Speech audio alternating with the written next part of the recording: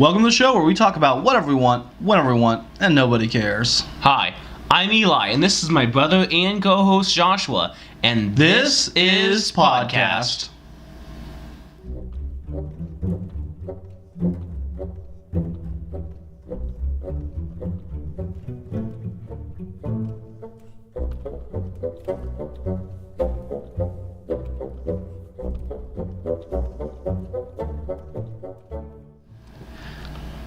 Hey, and welcome back to This Is Podcast, and hope you're having a beautiful day. And welcome back. So, fortunately there hasn't been any far and away tragedies that we've had to talk about, so we can actually... Two small things, other than that, and we're starting a new segment soon. Right. Next week, keep an eye out. Next Monday, we are going to have a This Is Headlines, where we're going to talk about...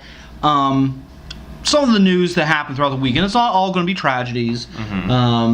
We'll pick up, whatever quirky articles we see, or anything positive, and of course, anything that would be tragic or anything that would be noteworthy. And spew a week's news at you in a short segment. So be watching out for that next Monday.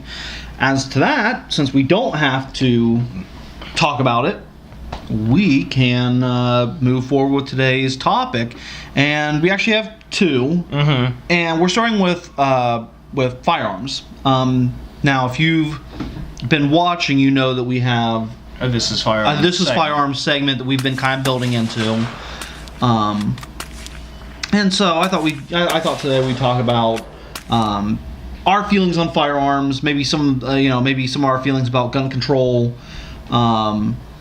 And,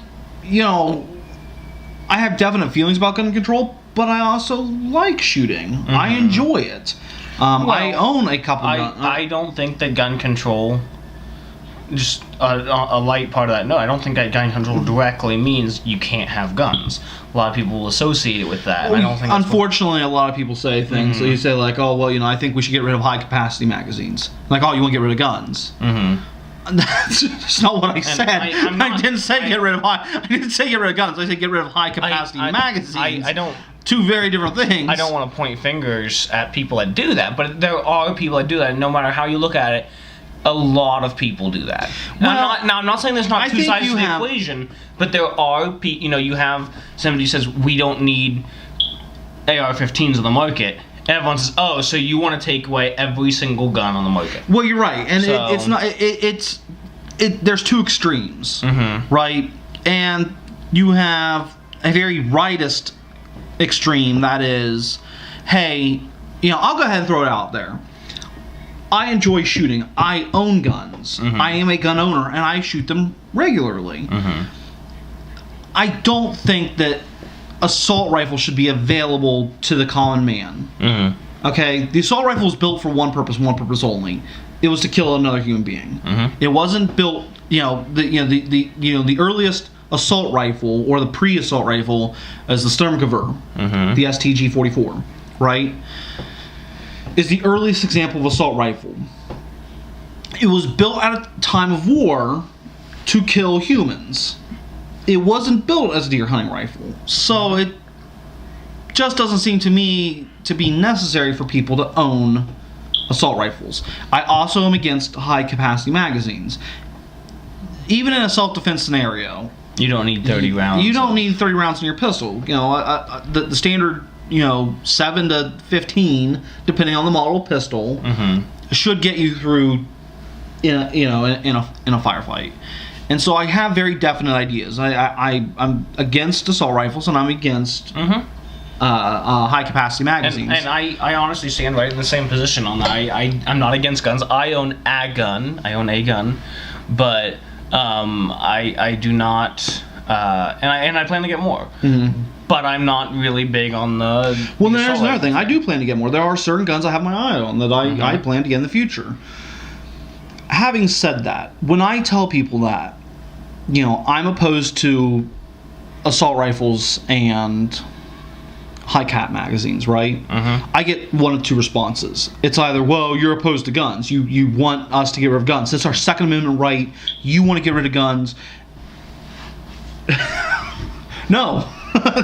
that isn't even close to resembling what I said. It's a very common view today that clearly I didn't say I want to get rid of guns because I own guns. Mm-hmm. Now I have another response I get, right, and that is, well, why would you stop at high cap magazines and assault rifles? Why wouldn't you get why would you not try to get rid of handguns? Mm-hmm. And any kind of ex-military weapon. I own an M9130. I own a Mosin Nagant. Mm-hmm. And it's an ex-military rifle. It's it was built during a time of war for soldiers. It's not an assault rifle. It's not even semi-automatic. It's a 5-round bolt-action rifle. Mm-hmm. Why not get rid of? Well, okay. See, now you're going the other extreme. And so when I tell people that personally, I think that there is no need for high cap magazines, and there's no need for assault rifles, for civilians owned assault rifles. I get one of two responses. It's extremely leftist, extremely rightist, and nobody ever wants to just kind of be in the middle. Mm-hmm. Nobody ever wants to give a little bit, Well, and that's how it's going to end up having to be when you want to get down to actually fixing the problems, because you're going to have to meet in the middle. Otherwise, there's always just going to be a fight about one thing or another. And when it comes down to it, you're going to have to meet in the middle somewhere, and that's going to and that meeting in the middle is going to be, you can keep your guns, but not all of them. Or it'll probably be whoever, if you get to keep all the guns you already have, but we're not selling any more assault rifles, we're not selling any more high cap mags, etc., etc. We're not doing this. So they're going to end up meeting in the middle someday, anyways, unless something stops at all. You know what I mean? Well, I don't know. I don't know if it will. I think that everybody's so hardline on their position. Nobody wants to give a little bit, and I kind of feel like we'll always have this struggle of people not wanting to give anything. They're you have it's the unstoppable force meets the immovable object, and everybody's so hardline about their views. And it's like I said, when I say something I feel that's pretty midline. I feel that that I'm not saying you can't have semi-automatic weapons. I'm saying assault rifles are a little bit far-fetched. I'm saying high caps are high cap magazines. I own a semi-automatic weapon. I don't have a problem with semi-automatic weapons. I have a problem with assault rifles. 30-round machines of death. That's what they are. I'm not being dramatic. I'm calling them what they are. That is what they are. And I say, I don't want high cap magazines, and everybody's so hardline. Nobody's like, hey, you know what? That's actually pretty reasonable. They're either like, oh, you want to get rid of all my guns, or they're, well, why would you not get rid of the handguns too? Or well, because people use handguns for self-defense, and in some situations, absolutely, a handgun ends up being a good self-defense tool. My old roommate was the very, very far left one. Why don't we just get rid of all handguns? Or why don't we get rid of all guns? We should have guns. And I'm going to take what sounds like a very leftist view, a very leftist opinion here, when I say, well, no matter what, if somebody really wants guns, they're going to get their hands on it. He's a, if somebody, if a gang wants to get a hold of guns, they will get them somehow. He says, how could they get them if there's literally no guns at all? How could they get them if even the police don't have them? I said, because not the entire world is getting rid of guns. Well, yeah, for starters, I'm talking about our country. Yeah, well, that's the thing. That's the thing. You can't, there's already, you have flaws in it. There's always going to be, there's flaws on both sides, and nobody wants to admit that there's flaws on both sides. Even though I do believe that the United States shouldn't be at, I personally don't believe that we should be at war where we are at war right now, although technically we're not at war, but I don't believe we should be where we are right now in the Middle East. However, I do know that if we brought our entire military home and then they laid down their arms, we didn't have a standing military anymore, we would get attacked. Right. That's just a fact. Right. And for the reason alone, we just can't get rid of guns. Well, let's just start from the point. Let's just start from a point. You know, there is a Second Amendment right to bear arms. Yes. That's indisputable. Mm-hmm. You know, two, this is the United States. Guns are never going to go away in the United States. No. Well, so, you know, that's why I want to find, you know, that's why I'd like to see us come up with some kind of gun control. That is somewhere, that's a happy medium that's somewhere in the middle. And, you're absolutely right. You know, criminals that want guns are going to get guns. Absolutely. Mm-hmm. I will be the last person to argue against that, because you're right. If criminals want guns, they'll get them. Oh, but what I'm saying is that, you know, it wasn't the Crips and Bloods that shot up Sandy Hook. Mm-hmm. It wasn't Hell's Angels that shot up Pulse nightclub. It wasn't ISIS that shot up a nightclub. It was a guy that claimed allegiance to. Mm-hmm. He wasn't a soldier of. It wasn't major villains, criminals that shot up Aurora, that shot up Columbine. It wasn't the Russians. It wasn't the Chinese. It wasn't the North Koreans. Well, it wasn't criminals that, you know, like we're saying, you know, criminals will get guns. You know, Mm-hmm. It wasn't the Crips and Bloods that did these things. These were average people that got their hands on assault rifles or semi-automatic weapons, on high-cap magazines, and got their hands on body armor and went up and did these things. And unfortunately, I can go online right now, and I can order an AR-15. Now, there'll be a background check, but when I went to go get my 22, and then, again, when I turn 21 and I decide to go get a handgun, I'll have the same background check. Right. And if I can pass the background check the same way both times, it's not going to matter then, because I passed both background checks. Well, a background check only looks for, if you had criminal. If you're not on the if you're on the no-fly list, if you have a felony record, they unfortunately, it's just not for that. Mm-hmm. And but I can get a hold of it. It's I can go and order an AR-15. I can go order 6 extra mags with it. I can order the ammo, and I can go to my local Dick's Sporting Goods and pick them up. Mm-hmm. Because most places online ship weapons to unless you're buying privately from like some sort of broker. Unless you're buying privately, they will ship it to an FFL. FFL. Yeah. So that's just it. But my thing is, without any, because right now I could walk out and pledge allegiance to ISIS. I could walk out and decide that I don't like somebody.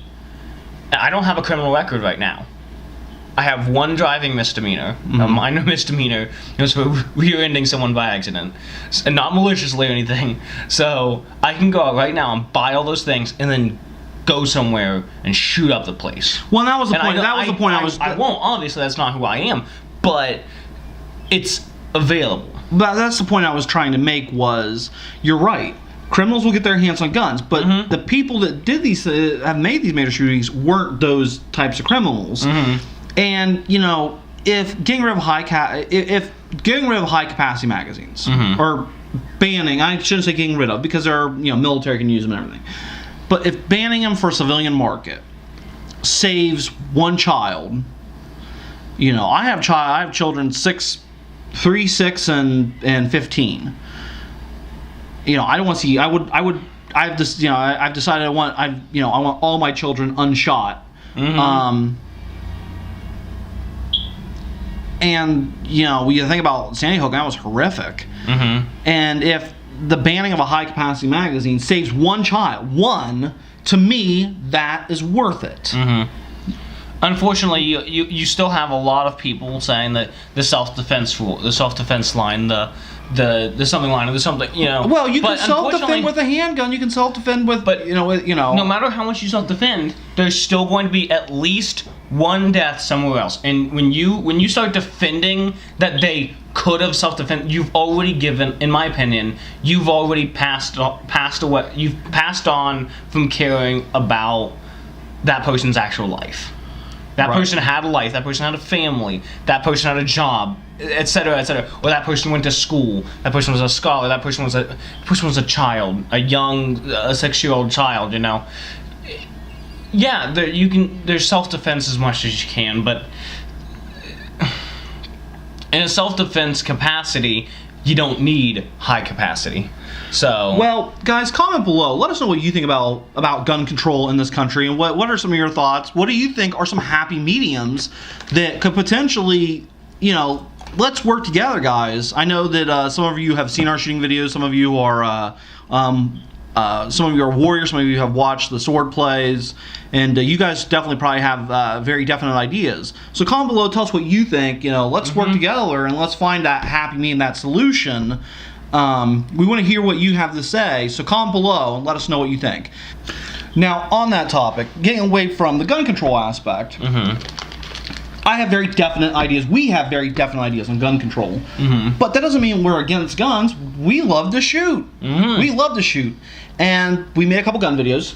Yeah. Recently, the Mosin and the Ruger 1022. Ruger 1022. And we have 2 more coming out, so keep an eye out. They're just around the corner. Very soon. Maybe one tonight. Let's talk a little bit about the guns that we own, the guns we want to own. Really, I don't think we need to talk as much about the guns we own because you'll see them. Right. You can check them out. If you really want to know, I mean, I like my gun. I have a Ruger 1022. As I mentioned, I have a semi-automatic. It's a, you know, I have two BX1 box mags. They're 10-round box mags. So, it's a blast to shoot. Though, you know, something you mentioned before with both the 22 guns we've shot. Is that 22 kind of encompasses everything you love about shooting, and it's very true. It ended up being why I chose something in 22. Because when I was first looking, you remember going gun hunting with me? We were driving around various places here in Lancaster. By gun hunting, you mean looking for guns? Yes, not hunting with guns. Or. I mean, we walk out in the woods and we have bows, and then a gun looks around the corner. I don't know. That was really weird. But when we went looking for guns, we were looking at different guns around town because I was thinking about purchasing a firearm. I for some reason had in my mind that I wanted something stronger than a 22. I was like, I like a 22, but I want something a little more powerful, a little more kick, something I can do blah blah blah blah with. I don't know where I was going with that. Because, you know, I end up turning around and saying, well, it seems like every place has two options. 22s and shotguns. And I didn't really want a shotgun. So now, you were looking at Marlin Super. I was looking at a Marlin shotgun that was in... Super 90? Was that what it was called? I think so. It was a Slugmaster. Slugmaster. That's what it was. We'll have pictures, of course. But... I was looking at Marlin Slugmaster a little bit, but you know, slugs are kind of expensive, relatively. You know, relatively is a big part of all of this. So I ended up getting a 22. Anyways, I got a Ruger 1022. Really enjoyed that. What was your what do you have right now? Like, I mean, it's not your first gun. You had guns before that, but what's the gun that you had first that you have right now? The Mosin Nagant. It's an M9130 Mosin Nagant. And my thing is, when it comes to guns, I really like a historic aspect to my firearms. I'm not as enamored with modern day firearms. The AR style platform, whatever. Not even just ARs. Like even like Remington 700s or you know. See, I like some of those. I like it. Yeah, even like modern bolt action. So I'm just not as enamored. I like guns that have something to do with history. You know, I love my Mosin, not just because it's a blast to shoot, But because there's a historical aspect to mine. Mine was made, as we mentioned in our video, mine was made in the Ishvesk You said, factory in Russia, and so more than likely it was shipped right to the front lines. Mm-hmm. And so more than likely my gun was in battle. Mine was made in 1942, so more than likely mine was in battle, and that it's really cool to own that piece of history. You know, I have a Philadelphia Derringer. It's a remake. It's a replica. It's a firing replica. But it's cool to have that that piece of history.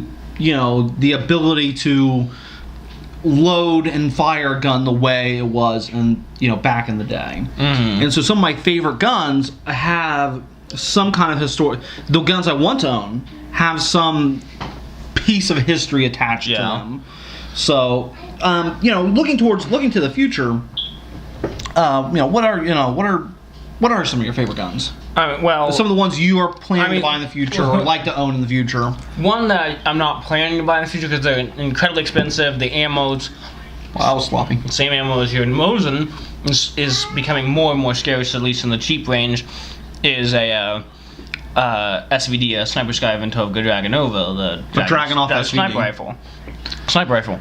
I would love to have one, but they're already the gun itself, the rifle itself, is incredibly expensive. The Dragunovs are very expensive, yes. Even the remakes, the Romanian versions, anything like that, they're expensive, and the originals are especially expensive. There are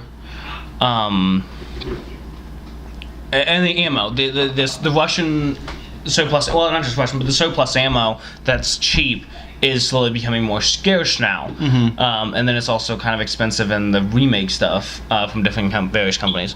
So I would like that, but I'm not aiming at. I know I do want to purchase. I'm looking at I'm going back to school for law enforcement. I don't know if I'm going into law enforcement. I'm looking at practicing shooting that, maybe getting a 9mm of some kind. I'm not sure what yet. Looked at a few. I've looked at Smith & Wesson ST9VE. I've looked at things like the Beretta 92FS, the Glock 19, Glock 17 range. I've looked at that stuff.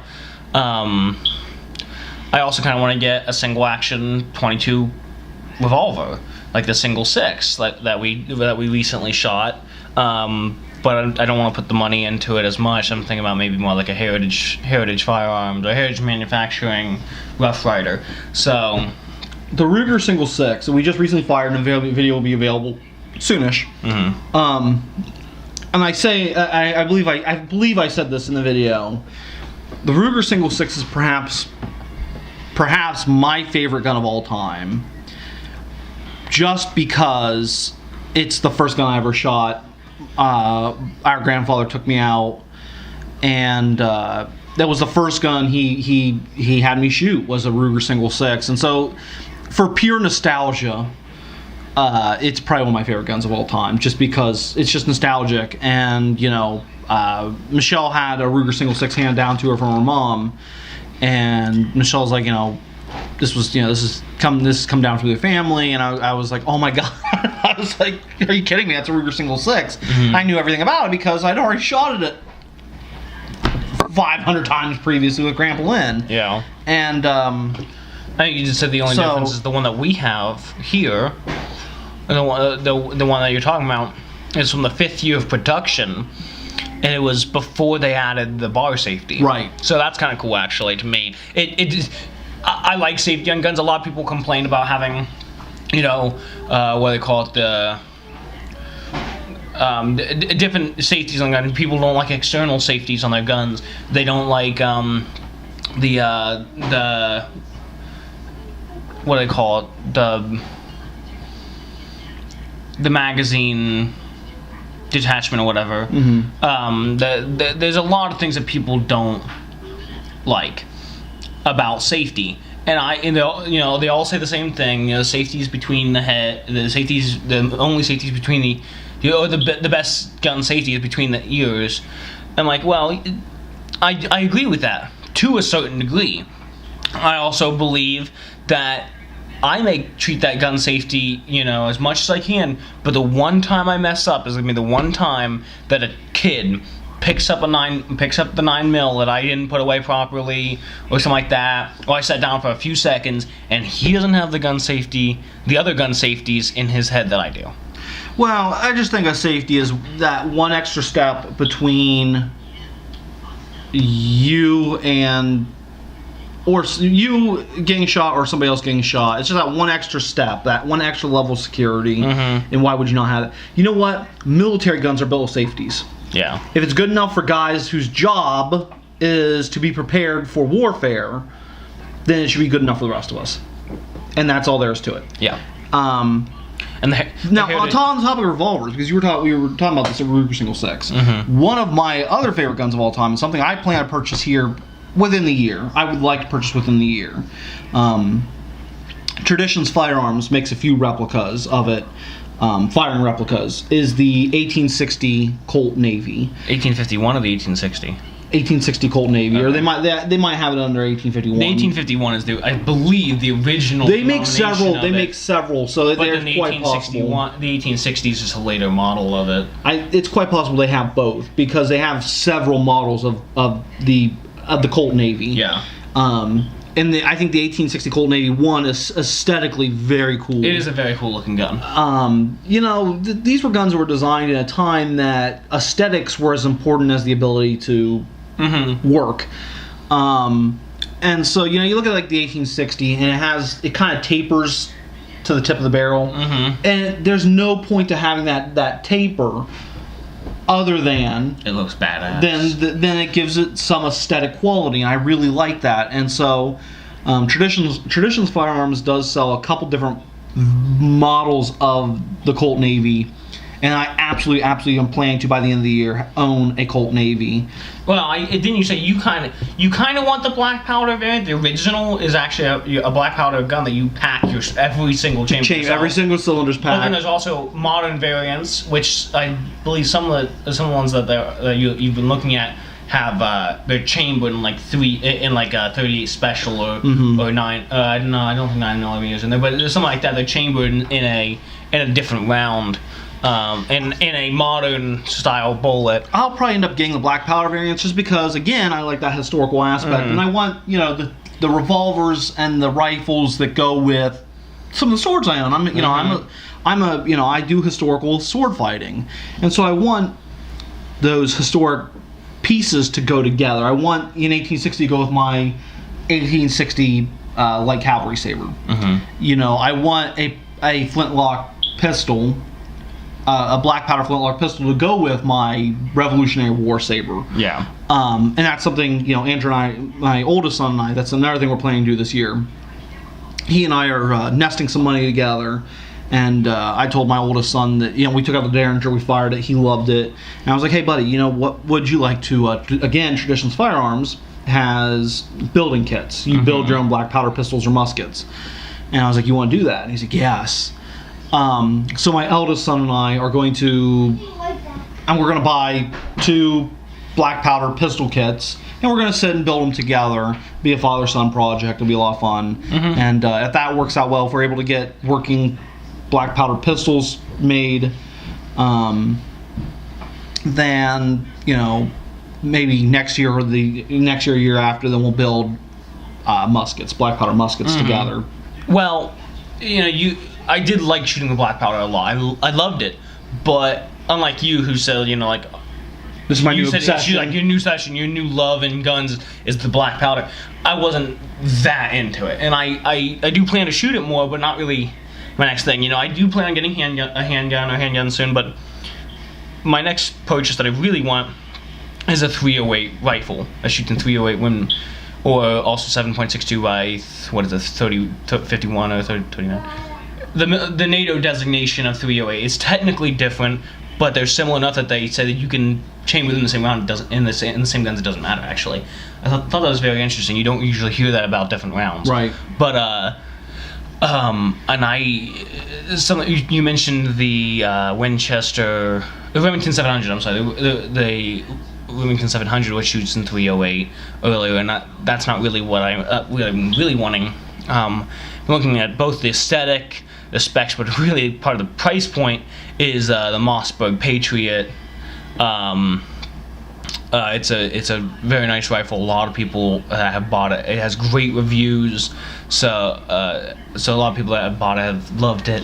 So I've been kind of looking at that. That's a kind of cool gun. So, any other guns you want to talk about before we close out shop here? Anything historic. There's quite a few guns out there. I would love to have a Henry lever action you rifle. could say that, like in 44 Magnum or something. Anything from 45 ACP up. I don't necessarily want 122 long rifle. I would like something that actually hit. Although I like the mare's legs that shoot. See, the mare's legs don't do anything for me. I would love to have them right on this side, have my revolver on this side. I think they're iconic from the old Western movies and stuff, but I just don't think they're very practical. They're kind of, Yeah. So I would like to have a Henry lever action and just anything historical. I almost bought not long ago when you were gun hunting, when you were looking for a gun. We saw somebody had a Lee Enfield SML Lee. Oh yeah. Another World War II gun, bolt action. And boy, was I tempted to put money on it. It had like a 90. It had like 90-day layaway on it. I was like, It was sweet. But I think that 303 British is pretty hard to. The ammo is 303 British, and it's pretty hard to come by. Well, it's not used anymore. And I was, it's still out there. You can get it on bulkammo.com. Well, you can get it. The biggest problem is getting it at a decent price point. Ammo like that is expensive, and you look at it. A perfect example is your 7.62 by 54R. Your bulk ammo is incredibly cheap. You can get like 440 rounds for like, depending on where you're getting it, anywhere from $100 to $200. So you're talking not even 25 cents a round, right? 125 to 225, I should say. So, yeah, I mean, it's still because it is going up in price if you can find it. But even then, it's for that style of ammo. I mean, you're talking about something that's slightly bigger than a 308. That's relatively inexpensive. And the thing about it is that may be relatively inexpensive, but that may be relatively inexpensive. But when you look at the modern variants of it, so the stuff that they're making new today is incredibly expensive compared to that. Right. You're talking upwards, closer, not at, but closer to $1 a round. Right. And that's something that you're looking at more in like high-powered 308, or the Lapua rounds. I think they're almost $2 a round, but still, you're talking about a much more expensive round for a gun that's from 1942. Right. Yours specifically, at least. So it's really cool to get, really expensive to maintain and shoot. So, and the question is it worth it to you? For what? For the Nagant? For the Lee Enfield that you're talking about. Oh yeah. Yes. So yeah, yeah. I mean, that's the only thing I have to say. I just love it. I love guns with a historic aspect. Not just rifles, but any of the any handgun or any of the guns that have just some historic aspect that will have that connection to history. I love that personally. So we are out of time. Oh, we are? Just a little bit out of time. Maybe a little over, but whatever. Until next time, I'm Eli. I'm Joshua. And this is Podcast. Hey guys, did you like today's episode? Then go ahead and give us a like right below. Also, subscribe and share with your friends.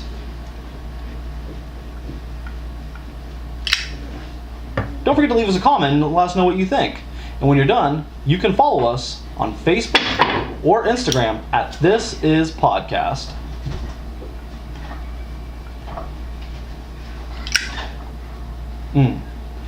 Thanks, guys.